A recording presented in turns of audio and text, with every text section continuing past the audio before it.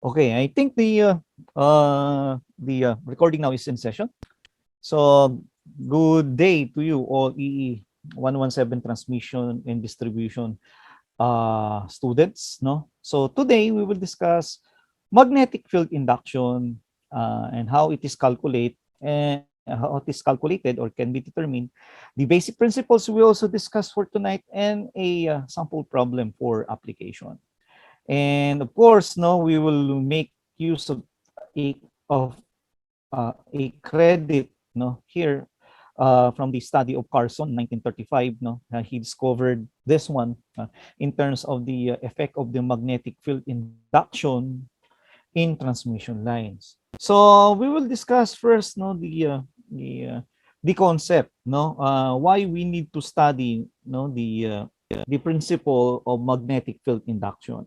Okay, bibigyan lang natin, we will make a scenario of a two-pole transmission line.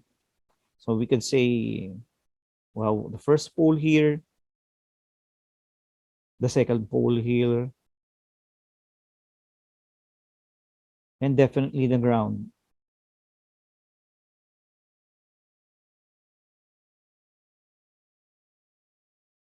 Okay. So meron siyang course, no, a little bit of ano lang supports. Ayan. Okay, so syempre we know, no,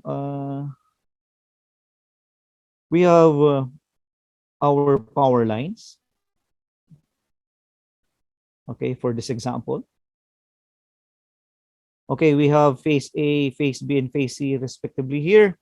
And you have your tower 1 and tower 2. Okay, and you have the whole length span of the line here. Okay, perfect.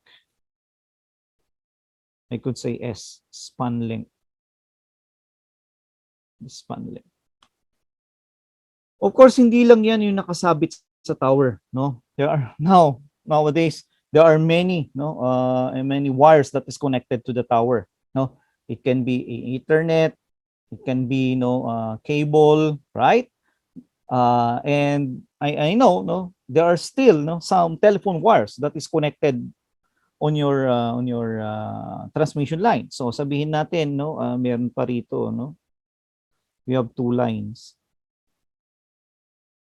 connected.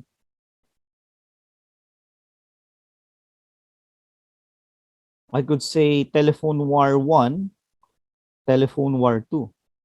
The ABCD here are power lines, and this is telephone wires, tel wires. This one, your ABC, is simply your power lines. Once, no, the telephone wires was already, in your tower line or in your power lines, it will, produce an induced voltage, or magnetic field that increases, the overall voltage from a certain potential to an higher potential. And that's why, kapag meron po tayong, other related, metal parts there, yung mga pipelines, telephone wires, etc., mga internet wires, even cables, they induce voltage, on the power line, which gives, as I mentioned before, an additional voltage to the overall transmission line voltage, which gives, the opportunity, to have a skin effect phenomena, and then in the latter part, it will give a flashover effect, which expose the conductor wires eventually. And that is very important on the design, of your transmission line. And we need to compute for that induced voltage because it has magnetic fields. Okay. So in such a way, they are connected in parallel, and based on a 1935, study of Carson, he presented an equation for computation of the mutual RNL in terms of earth resistivity. Hindi lang yan ang na-discover ni Carson. he also discovered some equations in terms of the transposition effects on your transmission lines, in balancing the inductance there and then transposing lines depends on the overall length. So this is another topic, but one of the major contributions that he have done, yung pagkuha po ng DE, yung constant DE, in terms of if you have a transmission line, kapag yan ay naka-installed, yan parang in terms of resistivity, earth resistivity. But I forgot the unit of for DE para sa pagkuha ng inductance effect if the lines are transposed. But anyway, in this case, we will tackle the voltage induced, yung madadagdagan sa overall voltage nyo if you have a telephone wire. Now, the telephone wire, definitely two lines lang yan, 1 and 2 respectively. Yung tatlo, power line, talagang ABC. And they have different kinds of configurations. So, kapag yung typical, nakikita natin na nakaparallel siya. So, kunyari, tatlong line, straightforward path. So, ito yung line 1 and 2. And this is A, B, and C power line, respectively. May distances yan, It has distances,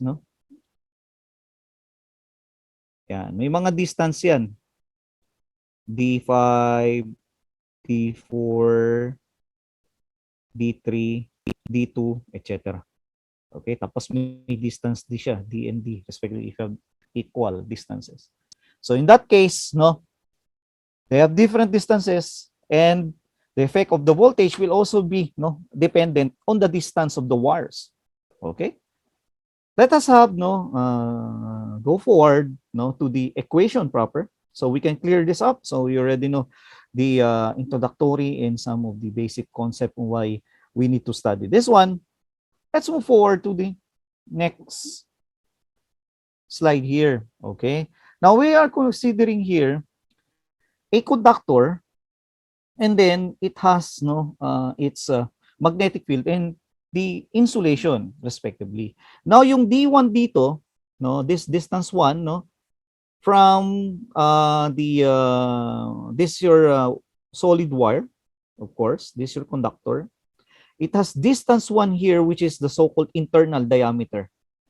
Okay? And you have D2 here, which is the external diameter with the corresponding insulation of the material. Okay? Now, this is called the external flux or phi. Oh, sorry, it must have an X. So external flux, psi, between two points, which is D1 and D2, internally and externally, can be found by integrating D phi X from D1 to D2. But anyway, guys, I forgot to mention, these are points, of termination. So the insulation here must be, in this case, ayan, may insulation siya. But if you have another point, outside, insulation means internal. But if you have a point outside, we can say that is external. So due to a point, for example, you have another conductor, which is we call a mutual. So parang inductance, you have internal, you have external. Ito, meron din siyang internal, meron din siyang external. So they have mutual properties. So in this case, D1 internal, D2 external. Okay, now in this case, we have this equation.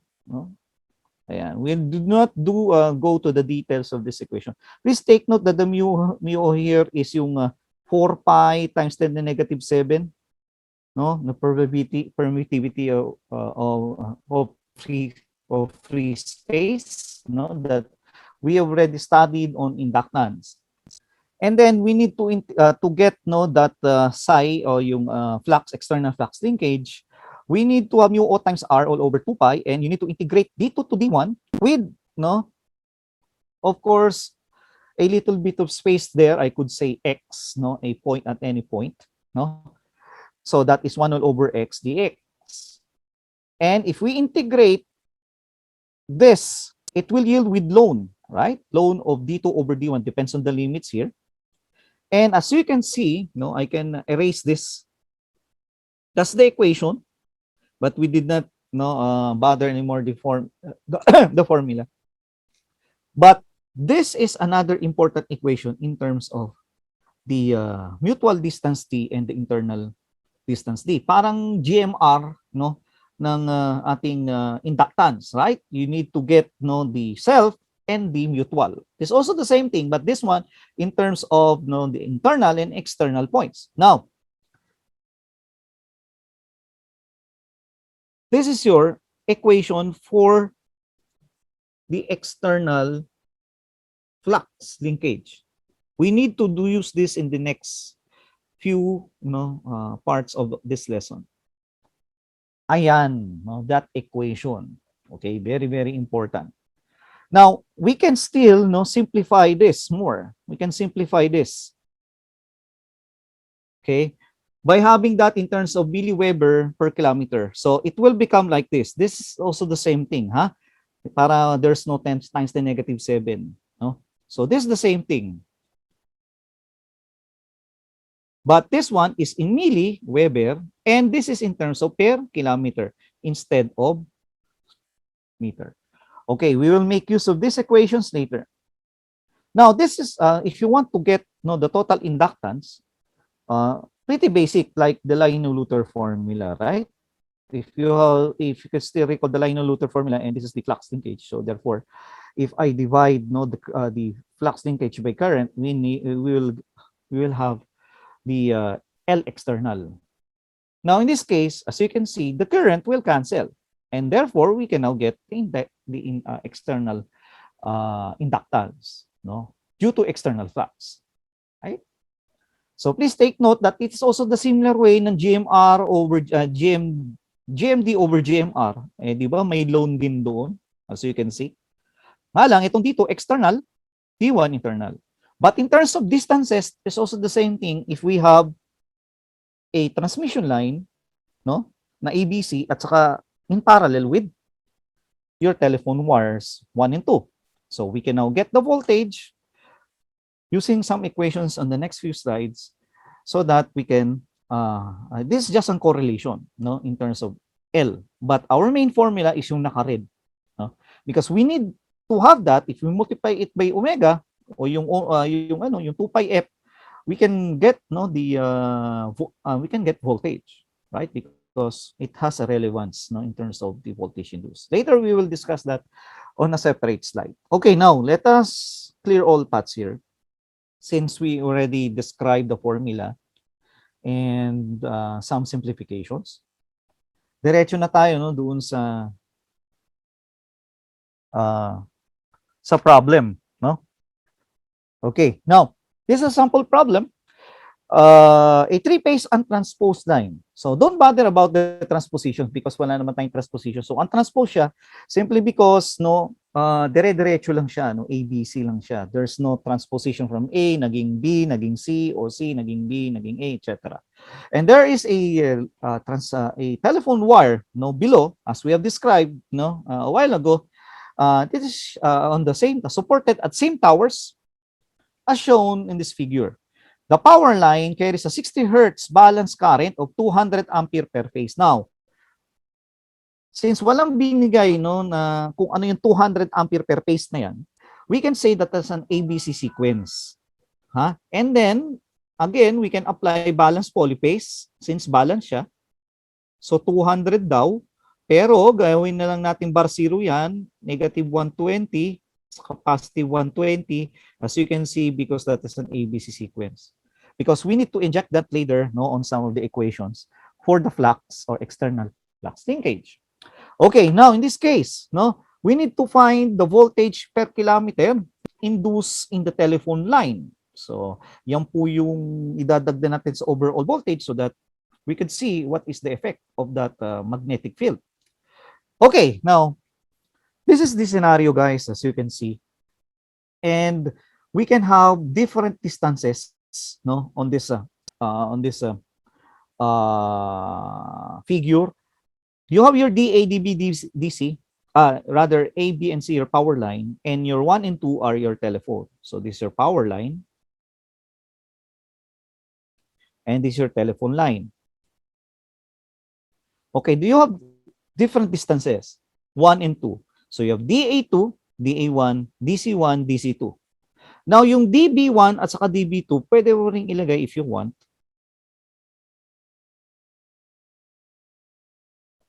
But clearly, DB1 is equal to DB2 here because they're equilateral space, as you can see.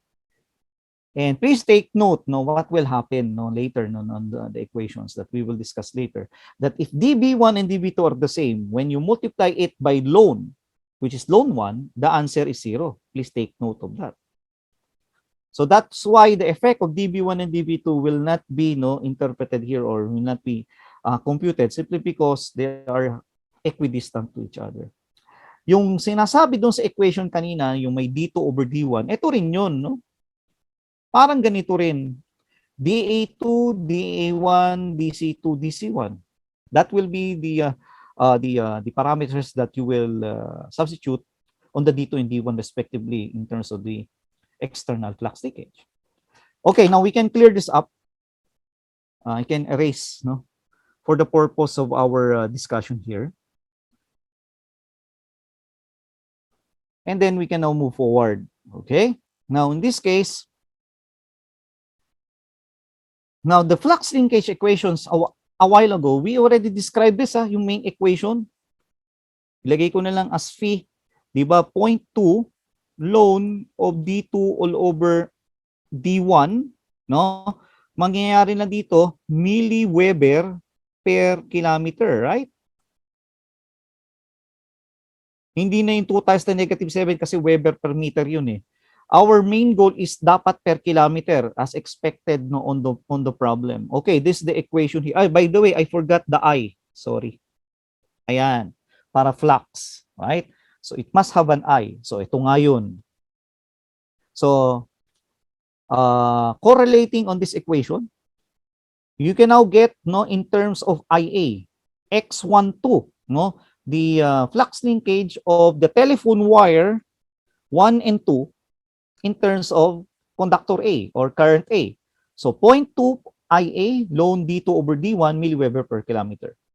Okay, now, pwede rin ito dapat sa X12 IB, no? But if I do this the same way, no, substituting A to B, gagawin mo lang is A mangyari maging B, no? So para in terms of with respect to B.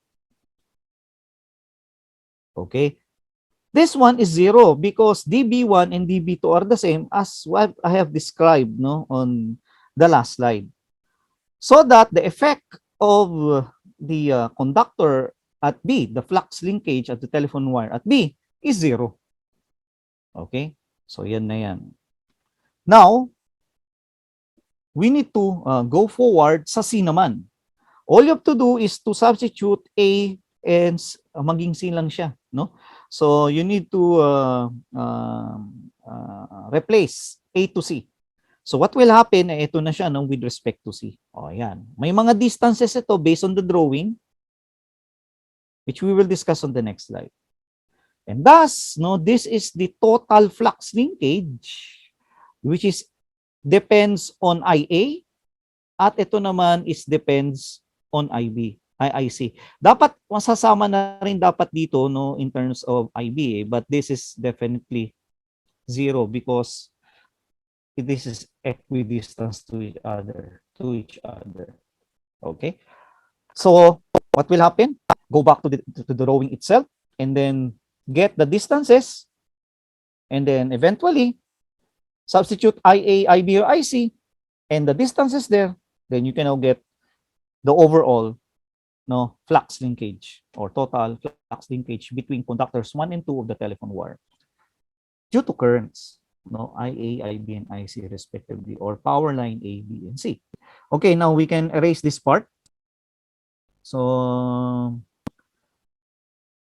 that on the right side, as you can see, yung red marks there, no, will be my reference formula and my reference for the IAIB respectively later. Okay, now, moving forward here. So, this is what I meant no, a while ago. This is positive 240. Now, pwede rin maging negative 242 if you use no, the reverse. That is the same thing, or positive 120. Now, it's clear, guys, no, this values here is based on the geometry no, of the positioning of your power line in your telephone wire. So, back tayo, bakit naging 3 squared saka 4 squared square root yan? Pythagorean theorem lang yan.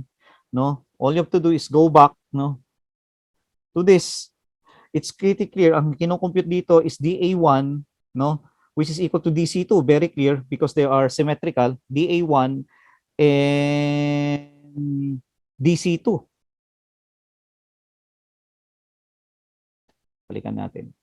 Yeah. Yeah. Okay. So in order to get dA1 equal to dC2, therefore here you have your B, di ba? If you project this, it's pretty clear no, that this distance are equidistant to each other, 0.6 and 0.6 respectively, right? In terms of meter. So if you want to get no, this value here, no, yung DC2 na lang, pares lang naman sila ng DA1 eh. So this is 4 squared, di ba? If you want to get this distance, DC2, this one's definitely 3.6. If you subtract it by 0.6, the answer is 3, right? So therefore, Shoni, this is square root of 3 squared plus 4 squared. And if you want to get no dA2, which is also equal to dC1, is also the same thing. No? So ito, para makuha yan, definitely, you need to involve this distance up to here. Okay? So you have 3.6 na already here. And you have no up to this distance ay may 0.6 pa. Di ba? Ayun, kasi you have this distance here eh. So meron ka pang, if you project this one, you have 0.6. So 3.6 plus 0.6, I think that is 4.2. And you have your 4, which is your vertical distance. So squared. Okay? So hence, no, that's the analysis there in terms of the positioning. A little bit of geometry and Pythagorean theorem. Okay, we can now erase this stops here. So since this is recorded, so very well explained. So okay, moving forward now. Okay, to the calculation part, yes, 3 squared and 4 squared square root and 4.2 squared plus 4 squared square root. The answer is 5 and 5.8 respectively. Going back no, to this equation, as I mentioned a while ago, okay, you need to substitute IA and IC and the values of DA1, DA2, and DC1 and DC2 respectively. So what will happen is this values here. So as you can see, the values here are straightforward po, no? Ang lalabas sa flux, no? X12. Lagay na ho natin dito, no, for my reference is 10.283, no? Bar angulo negative 30 degree milliweber per kilometer. So that's not the final answer. This is X12, not X1 only. Ayan, no? O, ito na ho yan, guys. Okay? So what will happen if you multiply it by the angular frequency, you can now get the voltage. Okay, ito po lalabas dito. Ayan, no? Okay, but we need to convert it to its corresponding sign. Sign po, no, na function. Kasi ang lumabas dun sa this magnitude, which is 10.283. Okay? Now, ito pong negative 30 din eh, no? As you can see here, okay? Dapat, no, may plus 90 diyan, mag-lead dapat ng 90, no? Because no, we're considering here, no, from cosine to sine function, no? So you need to add a plus 90. How to convert? Kasi ito we consider, okay? We consider here, no, cosine as our reference from the computation. But whatever happens, no, cosine or sine, they are the same, right?